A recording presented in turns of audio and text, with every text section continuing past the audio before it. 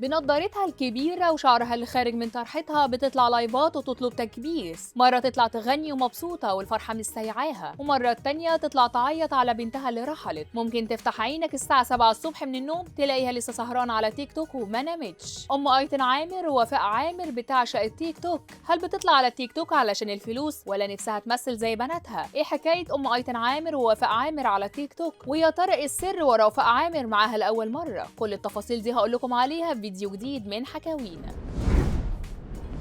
تشوفها تقول وفاء هي اللي مامتها مش بنتها، بتاخدها في حضنها وتطبطب عليها وتاكلها في بقها كمان. كلنا عارفين حنيه وطيبه وفاء عامر، فما بالك مع امها اللي اول ما عملت حساب على تيك توك كتبت اسمها ام النجمتين، يمكن ده يزود المتابعين عندها. واول ما الناس بدات تحبها وتتابعها غيرت اسمها وكتبته زيزي ابو عرب. وفاء عامر ظهرت معاها لاول مره على تيك توك وهي بتحضنها وتدلعها. اشمعنى دلوقتي هي اللي قررت وفاء تنشر فيديو لمامتها؟ يمكن حست انها محتاجه دعم وعاوزه تعلي عندها الريتش. بصوا، زيزي شخصية بسيطة جدا على تيك توك، بتحب تغني وتفرح متابعيها بأغاني العندليب وفريد الأطرش وشادية، بتنشر صورها مع المشاهير زي علاء وجمال مبارك. لكن عالم التيك توك ما بيرحمش والجمهور قلبته وحشة، هاجمها وما رحمهاش لما طلعت لايف وقالت كبسوا يوم دفنة جوز بنتها الكبيرة. هاجموها وقالوا لها عيب عليكي تبقي حماته، وطلع لايف وهو بيتحاسب. وقتها سكتت وما ردتش واكتفت بفيديو حزين عيطت فيه على بنتها اللي رحلت، فرجع المتابعين اتعاطفوا معاها من تاني وبطلوا يضايقوها. لما تشوفوها على تيك توك بنضارتها وحجابها البسيط تفتكرها ام مصريه عاديه، وعفويتها بفيديوهاتها سر حب المتابعين ليها.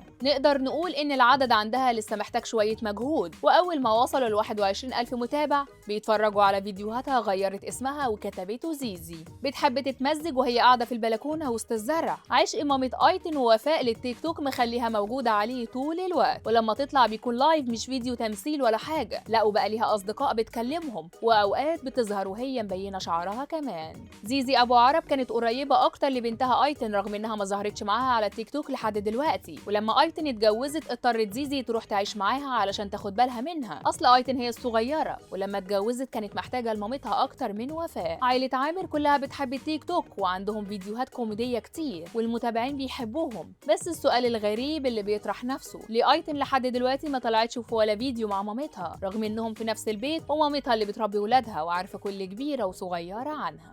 طيب يا ترى ايتن مش حابة وجود مامتها على تيك توك بسبب عفويتها في الفيديوهات مثلا؟ وفاء عامر الفترة الأخيرة بقت من النجوم اللي على تيك توك وليها فيديوهات كتير مع ابنها واصحابها، وابنها حريف مقالب وعلى طول بيصورها وهي ما تعرفش، بس الجمهور حبهم وبقى يطلب منها فيديوهات مع ابنها اللي منتظرين نشوفه نجم كبير في التمثيل.